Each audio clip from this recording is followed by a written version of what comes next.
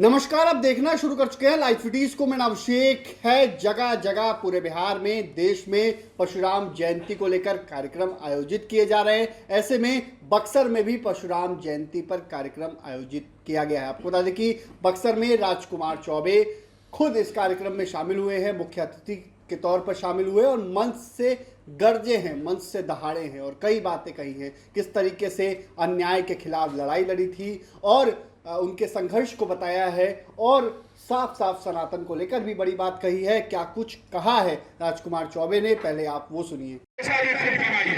लेकिन समाज में एक जो है संगठित होकर हमारा हमेशा मार्गदर्शन का काम रहा है। ब्राह्मणों का हमेशा मार्गदर्शन का काम रहा है।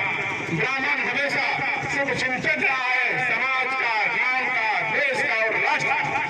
ब्राह्मण ही ऐसा है कि अपने परिवार को छोड़कर समाज के लिए जान दे देता है। बाकी किसी में ताकत नहीं है। ये भी नहीं सोचता है कि कल हमारे घर में खाना है कि नहीं है। अपने समाज के लिए किसी भी आदमी को रक्षा करने के लिए पवित्र ब्राह्मण खड़ा हो जाता है। ये समझना जरूरी है कि आज ब्राह्मणों पे इतना अत्याचार क्यों हो रहा है। ये कहीं न कहीं से इसलिए सबको पता है कि ब्राह्मण रहेगा तो सनातन संस्कृति और राष्ट्र कभी कमजोर नहीं हो सकता है। ये हमेशा लोग ब्राह्मण पे प्रहार करते हैं। आज हम तो ये कहते हैं कि युवा सम्राट जो कैदरा में जो इस तरह की कमेटी जो बनी हुई है और ये लोग काम कर रहे हैं सनातन संस्कृति की जगाने के लिए, हम आज इस मंच से भगवान परशुराम के जन्मोत्सव पे हम ये ऐलान करते हैं कि आने वाला समय में भगवान परशुराम का जब जन्म उत्सव बनेगा तो यहाँ भव्य मूर्ति भी बनेगी।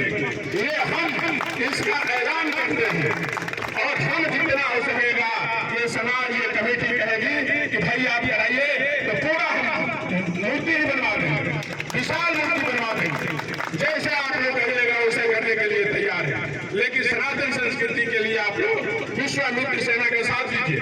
आने वाला समय में ये बक्सर को ये दिखा देना है। हमने ये प्रण लिया है कि कोई भी बक्सर के वासी एक व्यक्ति जो है बाहर कमाने नहीं जाएगा।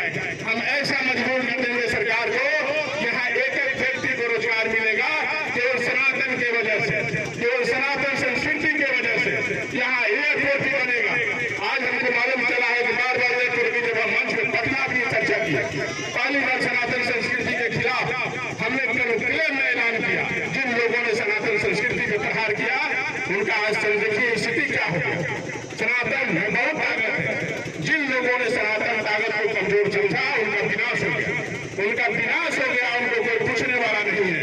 इसलिए हम ये कहते हैं कि आने वाला समय में ये बक्सर सनातन संस्कृति की धरती है। ये बक्सर वो धरती है अयोध्या और काशी से पुराना इतिहास है, जहाँ चैमन ऋषि का च्यवनप्राश आज पूरी दुनिया में बिक रही है। जहाँ की बड़ी बड़ी कंपनी आज खरबों में च्यवनप्राश बेच के लेकिन जनक गई बक्सर की धरती चौसा से। आज रामायण का शुरुआत यदि बक्सर नहीं होता तो रामायण भी नहीं लिखा जाता। ये रामायण भगवान राम की शिक्षा अक्षरी के साथ साथ मर्यादा पुरुषोत्तम भगवान राम का ये उपाधि देने वाला यही बक्सर है।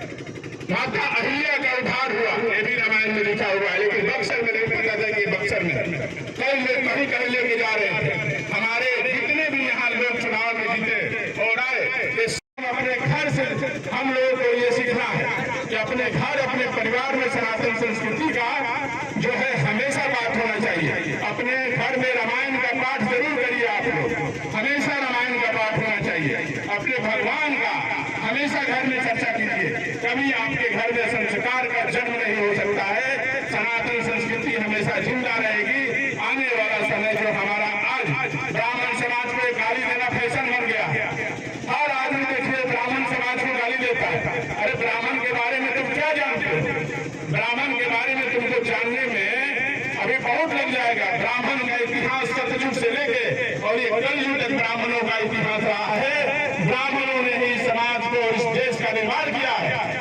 ब्राह्मण नहीं रहेगा तो इस राष्ट्र धर्म की रक्षा नहीं हो सकती है। ब्राह्मण कभी अपने लिए नहीं किया, न ब्राह्मण अपने लिए कभी धन का लालच किया है, न कभी धान की रक्षा करता है कि हमको धन चाहिए। ब्राह्मण हमेशा दान दे देता है। ब्राह्मण को अपना हड्डी करके देता है, अपने आप को वो ब्राह्मण है। ब्राह्मण को तुम जानते क्या हो? ब्राह्मण कभी अपने लिए नहीं किया। मैं इसीलिए कहता